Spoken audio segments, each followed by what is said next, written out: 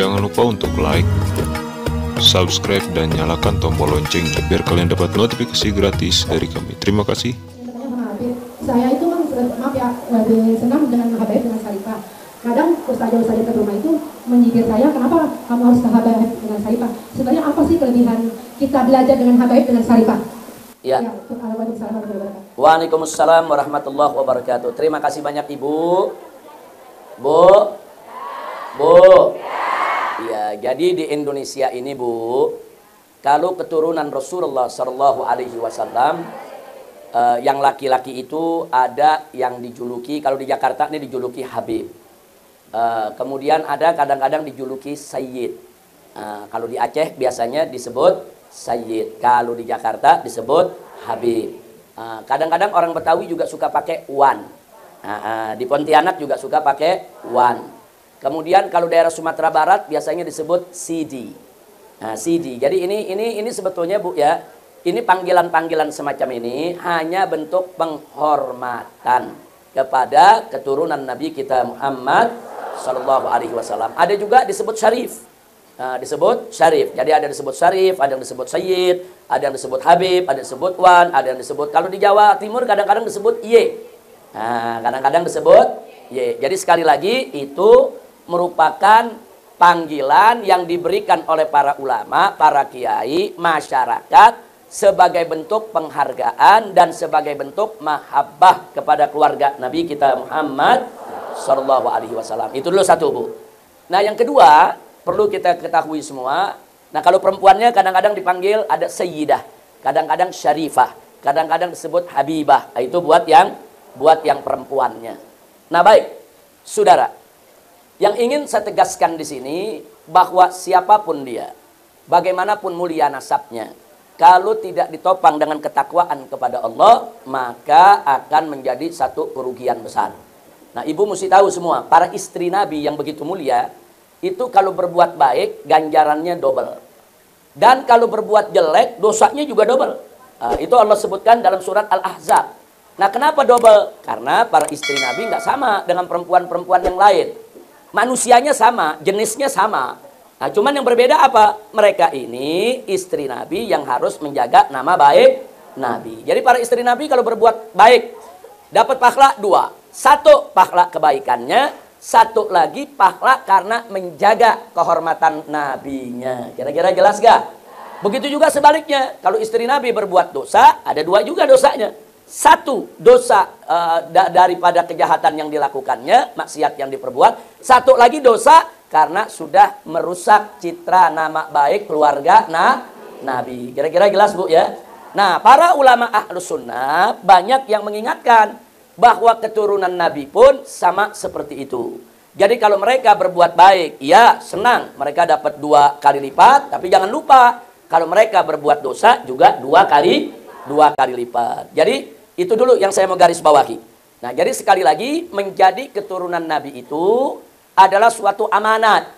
Adalah suatu amanat yang dia mesti jaga. Karena kalau dia berbuat jelek berarti merusak nama baik datuknya, nama baik moyangnya, nama baik kakeknya, nama baik Nabi kita Muhammad Sallallahu Alaihi Wasallam. Nah, itu 2 yang ingin saya sampaikan. Yang ketiga, bagaimana umat menyikapi seperti tadi, umat menghormati dengan memberikan gelar bla bla bla dan seterusnya. Itu semua memang amanat dari Nabi kita Muhammad Sallallahu Alaihi Wasallam.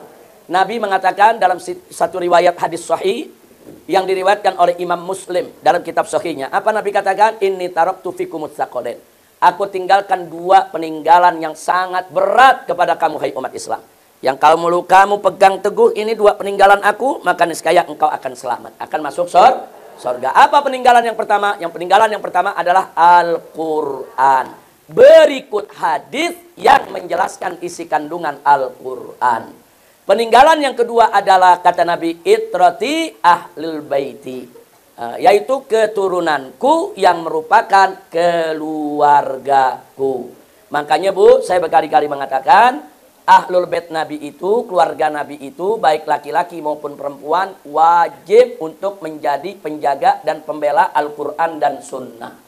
Nah kalau ada keturunan Nabi, mau perempuan kek, mau laki-laki kek, dia tidak mengikuti jejak Nabi, dia berbuat maksiat, dia nggak mau taat, nggak pantas untuk disebut Habib ataupun Syarifah.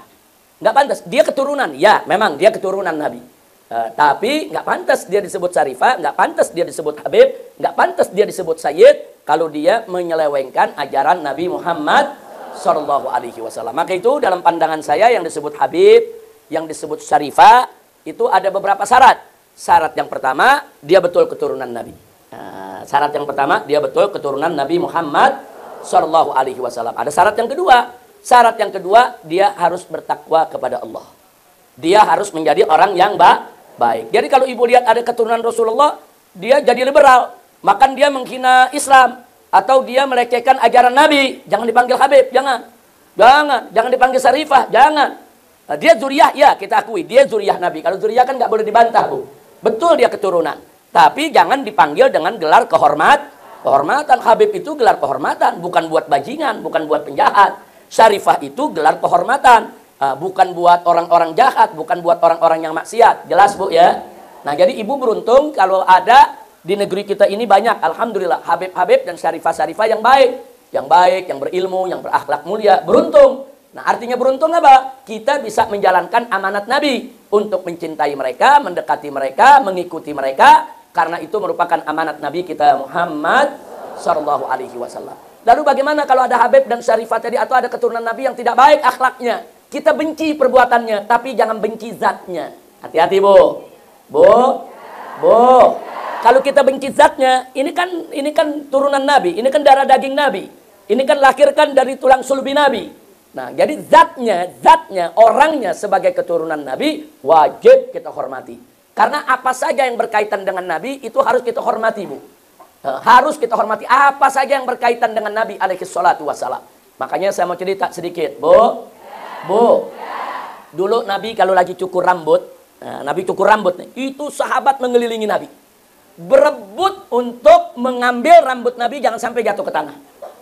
Loh, kok rambutnya aja dihormatin? Karena rambut ini berkaitan dengan Nabi, bukan rambut kita. Ini rambut Nabi. Sahabat berebut. Nah, begitu mereka dapat, mereka simpan di rumah, di tempat yang aman, di tempat yang terhormat. Mereka nggak buang itu rambut di tempat sampah. Subhanallah. Ini ada hadisnya, Bu. Nah, silakan ibu buka, nanti ada kitab judulnya Tabarukus Sahabah bi Atharin Nabi. Yaitu bagaimana para sahabat bertabaruk dengan apa saja yang berkaitan dengan Nabi alaihi salatu wassalam. Bahkan kalau Nabi lagi ceramah, lagi pidato. Bu, kadang-kadang orang kalau lagi ceramah ada keluarga tuh ya semprotan-semprotan air ludahnya. Nah, itu sahabat begitu lihat Nabi ceramah terus ada muncrat gitu yang halus-halus tuh air ludahnya, itu sahabat berebut di bawah Nabi. Diambil, sahabat berebut di bawah Nabi, diambil, diusap mukanya, diusap tangannya. Ini namanya apa? Tabarruk. Nah, jadi apa saja yang berkaitan dengan Nabi, dulu sahabat jaga, saudara. Apakah itu air ludahnya Nabi, apakah itu rambutnya Nabi, dan seterusnya, dan seterusnya. Begitu juga para ulama menjaga kehormatan keluarga Nabi Muhammad Sallallahu Alaihi Wasallam. Nah, kalau ibu buka Sahih Bukhari, di sana ada pesan dari Sayyidina Abu Bakar Siddiq radhiyallahu anhu. Apa kata Sayyidina Abu Bakar? Urqubu Muhammadan fi ahli baiti. Kata Sayyidina Abu Bakar, jagalah kehormatan Nabi Muhammad dengan menjaga kehormatan ahlul baitnya.